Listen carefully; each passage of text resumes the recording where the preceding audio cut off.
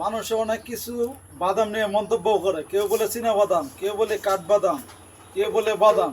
আসলে চীনা বাদাম বলতে কোনো কিছু নেই, কাঠবাদাম আছে, কিন্তু অরিজিনাল বাদাম কেউ পরিচয় বা বাস্তবে দেখাতে পারে না। কিন্তু আপনাদের সামনে আমি এই কাঠবাদাম দেখাবো। বাস্তবে বাদামগুলো দেখেন কীরকম। এটা হচ্ছে অরিজিনাল কাঠবাদাম। কিন্তু অনেকে অনেকভাবে ভিডিওতে দেখাইছে যে অরিজিনাল কাঠবাদাম দেখাতে পারে না। ওই বাদামটা এক পিস 100 টাকা। এই বাদাম অনেকে ভিডিও দেখাচ্ছে কিন্তু অরিজিনাল বাদাম না, কিন্তু এটা হচ্ছে আসল কাঠবাদাম, একের বাদাম। এই বাদামটা অরিজিনাল বিভিন্ন জায়গাতে আছে কিন্তু দেখাইতে পারে না, কিন্তু আমি অরিজিনালভাবেই এই কাঠবাদামটা দেখাইছি। কিন্তু আপনারা দেখেন ভালোভাবে, সুন্দরভাবে দেখেন, এটা অরিজিনাল কাঠবাদাম।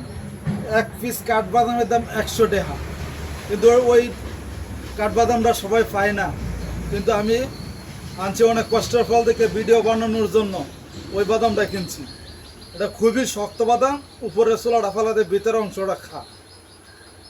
অনেক সুন্দর বাদাম ভাই, দেখেন কত সুন্দর, অনেক সুন্দর হয়েছে।